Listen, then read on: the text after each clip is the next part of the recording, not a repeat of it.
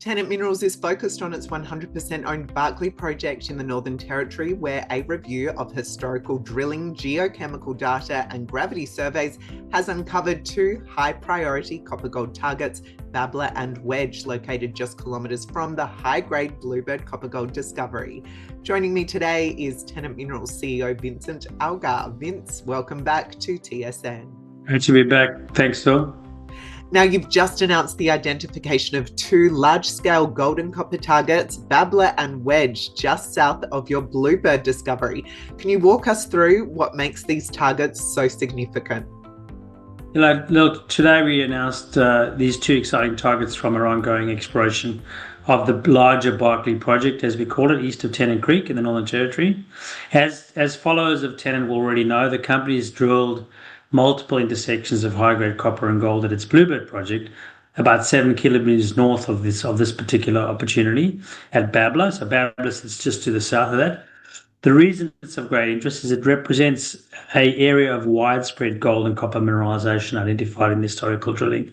The important thing is that's over an area of over a square kilometre, and some of the holes are about 500 metres apart. So to find the levels of gold anomalism in rocks that are quite near the surface, over 500 metres apart, in a few holes, is actually really quite important. Things like this, geological anomalies like this in rocks that have not been previously identified to host mineralisation in this area is important, because elsewhere in the world, these types of rocks host mega deposits. And that's what's really become interesting to us. It's like, so for a junior company to come across widespread mineralisation where mega deposits can be hosted in is really, really important. Excellent. Now, at Babbler, you've highlighted historical drilling from the 1970s that identified gold over wide-spaced holes, some 500 metres apart. What do these results suggest? And also, can you outline why is this area now attracting fresh interest?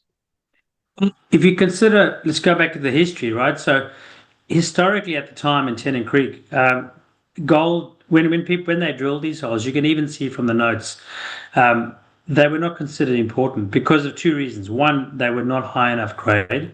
So remember, the deposits at the time in the Tennant Creek area were being mined. They were tens of grams, 20, 30 gram ton deposits of copper and gold. So when they intersected these lower grades, they ignored them. The second thing was they weren't in the right rocks according to the model that they were currently using. So many of the deposits in the area that were being mined at the time were in these lower rocks. We call them the rocks in the floor, if you like, of these deposits. So what we found is when we went back to look at Babbler, the rocks are sitting in the rocks slightly above. And that's really important. The fact we have mineralization in rocks that previously would have been ignored because they were not only the wrong grade, but they were also the wrong type. Now, when the gold price is where it is today, and we can relook at things with a new lens of 2025, that opens up a whole new opportunity. As I said before, mega deposits elsewhere in the world in these rocks are possible. So we should have a closer look at them. The Northern Territory, to back us up further, excellent work by the Northern Territory Geological Survey, recently published, pointed to mineralisation in these particular rocks, these overlying rocks, if you like. And that's what's really got us interested. We've looked at their work, we've seen that as a possibility, and we've started to pull this together with these old drilling results, which previously would have been literally sitting on the shelf and being ignored, which is a great opportunity for us. Absolutely, an excellent opportunity. Now, with wide-spaced RC drilling planned and a shared copper-gold processing facility being scoped, what are the next steps in advancing both the exploration and development of the Barkley project? So firstly, we want to get onto Babbler and Barkley with respect to refining the drill targets with geophysics. So we've got some good geophysical data. We're going to use some new techniques to collect some new data over this particular area because of its particular geological setting. And then we'll start to go in with a set of shallow holes. Not too shallow. We want to make sure we get the most effective depth, which is a balance between cost and depth in most cases in terms of drilling cost, but intention to widen this area of mineralisation from its current scale to much wider.